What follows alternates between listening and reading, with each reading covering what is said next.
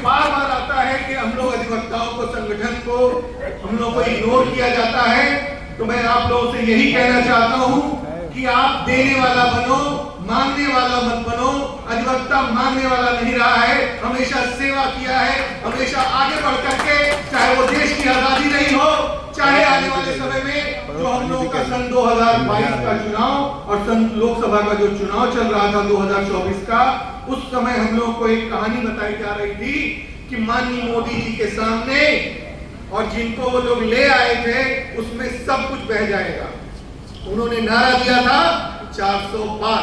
आप लोगों को ये मालूम है अधिवक्ताओं को कि 400 पार का नारा इसलिए दिया गया था कि संविधान जो हम लोगों को बाबा साहब भीमराव अम्बेडकर ने, समाजवाद का जो उन्होंने जो है बाबा साहब भीमराव अम्बेडकर ने एक संविधान दिया जिसमें उन्होंने जो इंडिया में जितनी भी भारत में जातियां हैं, साथियों, सबसे जो है हम लोगों के लिए बहुत ही सोचने वाली बात है कि विश्व के किसी भी देश में इतनी जातियां नहीं है।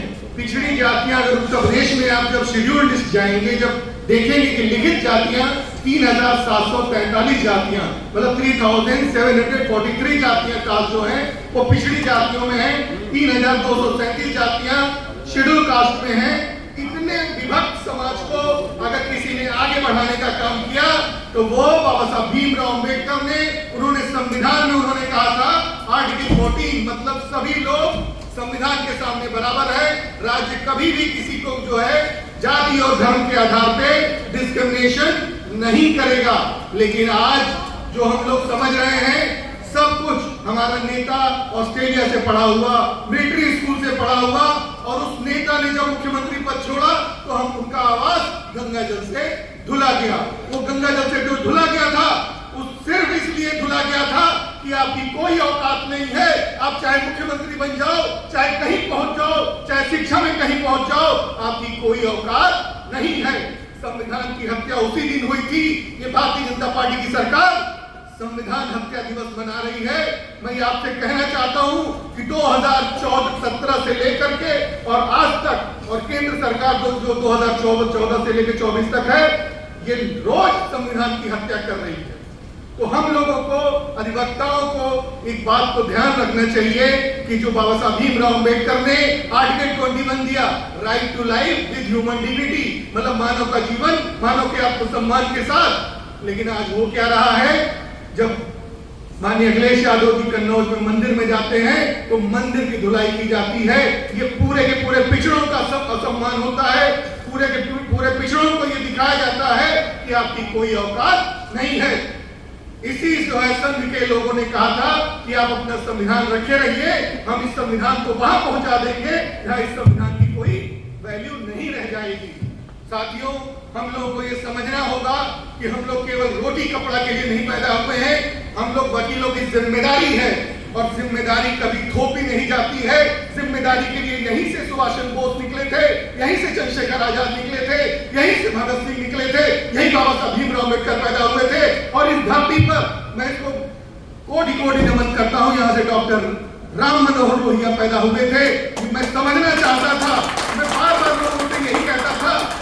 मैं कल माननीय राष्ट्रीय अध्यक्ष जी के साथ मेरा बहुत सारा समय गुजरा। मैंने उसे आशीर्वाद दिया कि माननीय मैं अम्बेडकर नगर की धरती पे जा रहा हूं, और एक पीडीए का जो नारा माननीय राष्ट्रीय अध्यक्ष जी ने दिया है वो कोई सामान्य नारा नहीं है। बहुजन समाज जो 85% हमारी आबादी है, पिछड़ा, दलित और शोषित है, उसके साथ अन्याय हो रहा है। बार बार हम समाजवादी पार्टी के ऊपर 3 आरोप लगते हैं। एक तो ये समाजवादी पार्टी केवल यादवों और मुसलमानों की पार्टी है।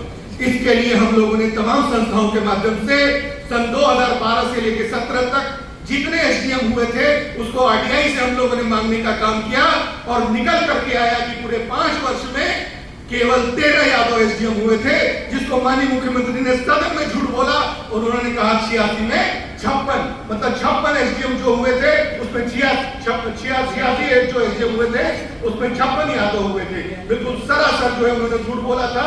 और 17 से 24 तक जो है बार बार हम लोगों से कहा जाता है, 2017 से 24 तक करीब 20 मुकदमे में हाईकोर्ट में और सुप्रीम कोर्ट में लड़ रहा हूं, जिसमें आरक्षण प्रतिशत 27% पिछड़ों का आरक्षण, 21% अनुसूचित जाति का आरक्षण, 2% अनुसूचित जनजाति का आरक्षण शून्य कर दिया गया है। तो हम लोग को ये समझना होगा कि हम लोग कहां खड़े हैं। सरकार का लक्ष्य राष्ट्रपति बनना नहीं है, एमएलए एमएलसी बनना नहीं है। ये जन जागरण का अभियान है जो माननीय राष्ट्रीय अध्यक्ष ने समाजवादी जनता सभा को सौंपा है, और उन्होंने दो काम हम लोगों को सौंपा है। एक, संविधान साक्षरता मिशन। अगर हम लोग संविधान साक्षर होंगे तो हम लोग समझ पाएंगे कि जो आज हम लोग ये बैंड पहनते हैं, जो कोर्ट में जाते हैं, और जो हम लोग सबसे कहते हैं कि हम लोग वकील हैं, वो वकील कहां से आया?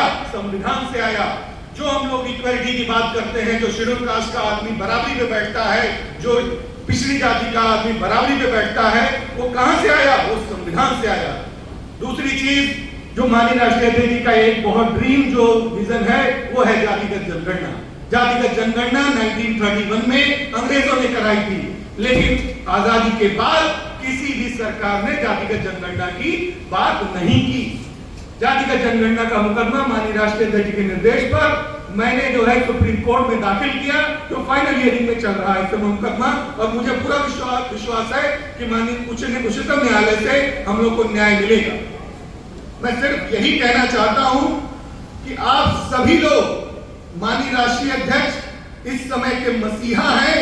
मसीहा कोई पैदा नहीं होता है, हम ही आप में से कोई निकलता है, और आने वाले समय में अगर कोई हम लोग का मसीहा बन करके और शासन देके लोकतंत्र में, सत्ता बहुत जरूरी है। सत्ता ही मानव कांशीराम साहब ने कहा था कि मास्टर कुंजी है, जो हम लोग बार बार हाईकोर्ट में रिफाइल करते हैं, यहां बातें करते हैं। लेकिन अगर सत्ता आपके हाथ में आ जाएगी तो एडवोकेट प्रोटेक्शन एक्ट भी लागू होगा।